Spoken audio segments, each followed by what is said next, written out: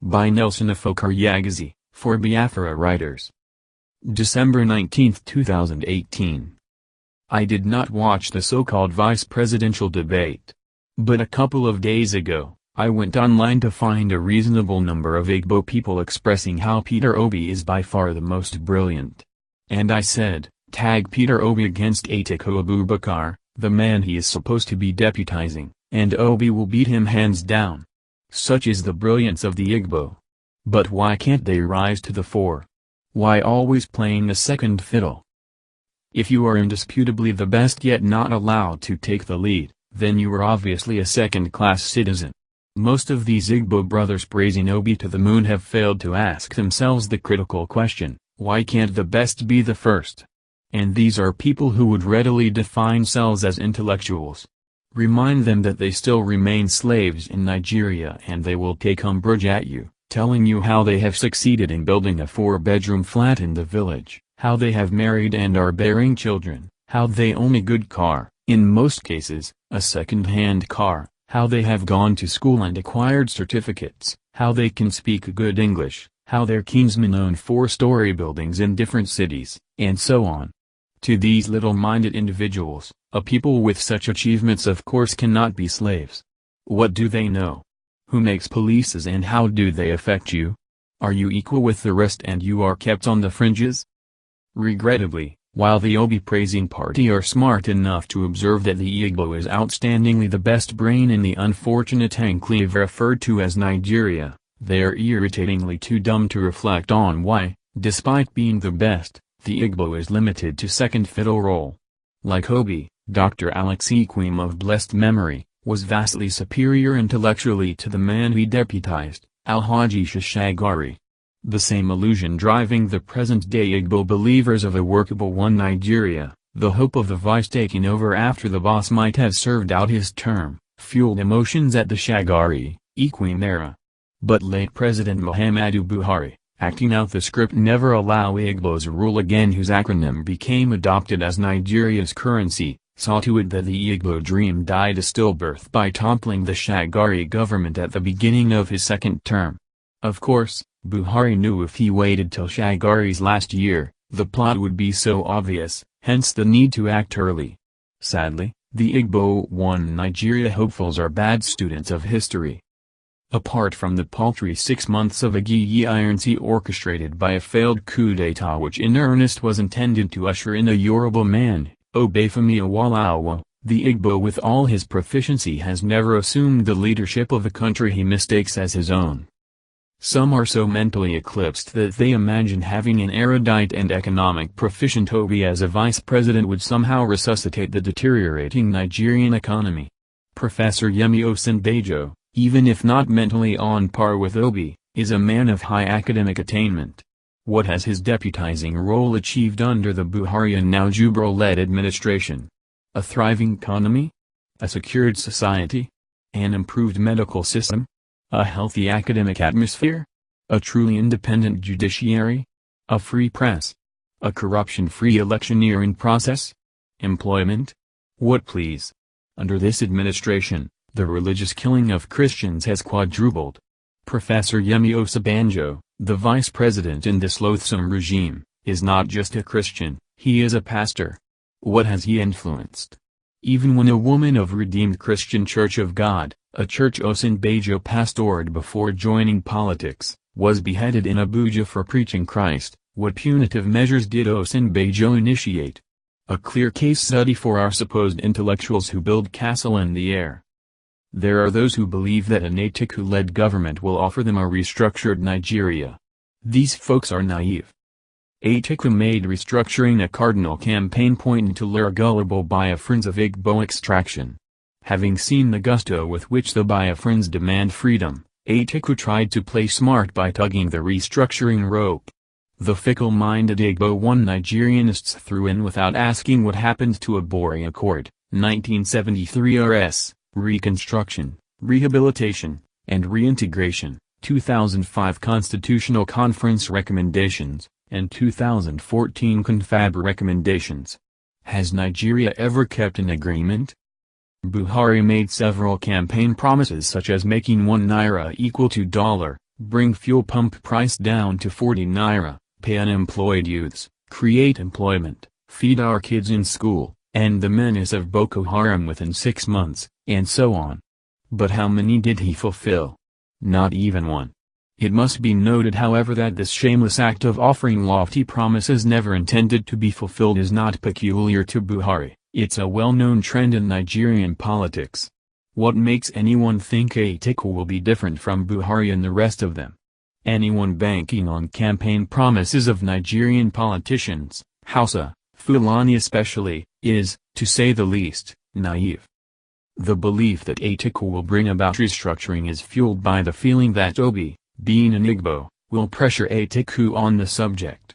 But then, if as a vice president Professor Yemi Osinbajo, in all his academic glories could not influence anything, why does somebody believe Obi will? The bosses are the same, Fulani Muslim North. Before typing this, Justice Chidi, a dear friend and academic gem we fondly call Professor, wrote on his Facebook timeline, like Dino, I can bet my liver that Nigerians are not yet ready to get this country to start working. In my country, the best brains are only qualified for the positions of vice president. And the worst hands the country can offer are projected for the positions of president on the merits of ethno-political hypocrisy. We should be recolonized. Dear Lord. My good friend, Chidi, doesn't seem to realize Africa is still being colonized, albeit subtly. Chidi, I know, is a believer of the Biafra restoration project, but sometimes he appears beclouded by electioneering promises. He is not alone. Responding to him I wrote, reason you should submit yourself totally to the restoration of Mother Biafra. It's not enough to lament. A one Nigerianist, the clever by half type, plying the trade typical Igbo slaves are known for, replied me thus, Nelson Okafor, we all love Biafra but we've to be realists to see that it's not realizable at the moment. Our best bargain now is to queue behind a candidate that's pro-restructuring and begin from there. Please, enough of bloodletting in the southeast. Biafra is a long-range plan but for now the agenda is restructuring. Mind you, those who are saying no election in Igboland are handing Nigeria, including Igboland, back to Buhari on a platter because the southeast is a stronghold for Atiku, Obi. Please let wisdom prevail. First Atiku, Obi, and then the struggle continues. Note, I did not edit anything, and for the sake of honor, I withheld his name. Looking at his weak argument and the lofty thought he could pull a smart one on me, I sighed in disgust. I am not named Okafor, I am named Afokar. A man who mistakes one for the other even when the latter is there to be copied is mentally lazy. Thinking about it all, I asked myself, would such a lazy-minded fellow cope with the tapestry of topics such as he tried to provoke? As I didn't think it likely, I responded, if you can't spell the name Afokar which you are seeing and could have but copied and pasted, of what use will it be going into a more mental demanding themes as raised above with you? Find another opponent please. Afokar Nwanzilka is not for all breeds. Feeling despised, the fellow in a rejoinder wrote, Nelson, I'm so sorry about your name. But I insist that at the moment Biafra is a wild goose chase, and that young people should not be exposed to death and maiming. And if you could argue so well you'd not so ready to resort to insult. I don't know where the impression that asking for self-determination exposes our youths to death and maiming is coming from. Could this fellow be reading from the script prepared by John Dianado who, doing the bidding of his Hausa, Fulani paymasters, spins the narrative that Biafra is all about war? Whatsoever, he alone knows. But his surname is common amongst Nzuka indigenes, so I supposed him an Nzuka man. I could be wrong anyway. Leaning back in my sofa, I pulled a face, entertaining another sigh of disgust. Nzuka people have suffered a great deal of massacre in the hands of Fulani herders, the most notable being the 2016 onslaught that saw 250 people butchered to death at Nimbu community. This and all its kind in Nzuka were not orchestrated by the quest for Biafra. In Kenya land, similar ugly events have been recorded, with 2 seminarians on vacation being among victims. In Delta State, a whole village was ransacked, razed and sent on exile by Fulani marauders. Anambra, Akwa Ibom, and Ebonyi states have all sucked and are still sucking the gall of Fulani jihadists masquerading as cattle herders. I therefore wonder why those who spin the obnoxious yarn about Biafran quest for freedom exposing our youths to death when the entirety of our people, not just youths, are at the mercy of Fulani herders who believe that the whole enclave referred to as Nigeria is an inheritance of their father, Othman Dan Fodio. I bade the cognition-denied argument-thirsty fellow goodbye with the response, I have nothing to prove to you, I waste no time on folks like you, folks who treat history with disdain, folks who do not know that restructuring was agreed on in Abori and trampled upon thereafter, folks who are quick to forget that confab recommendations under Obasanjo in 2005 and even the one held under Jonathan only served as tissue papers. Folks who have eyes but do not see that the difference between Buhari and Atiku is only but facial, folks who learned nothing from Ekiti Endos and state elections, folks who judge selves sane but would continue doing same thing while expecting a different result, folks who cry over bloodlet in Igbo land but subscribe to it by holding on to the structures that allow Fulani herders unlimited access into our land to rape and kill our people, folks who accuse people of insults only because they are placed where they belong. Folks who thirst and hunger for fruitless arguments rather than submitting selves to revolutionary projects. I refrained from wasting time on such elements. Good day. He ranted some more, telling me that I am still a kid, that my information is limited and superficial, and stuffs like that, but I didn't do him the honor of responding again. He wanted argument, I wasn't going to grant him that. The trouble with one Nigerianists is that they love verbosity more than reasonability. The argument-thirsty fellow said that my information is limited and superficial but did not bother to provide the version he considered deep and complete. Such is the life of every one Nigerianist.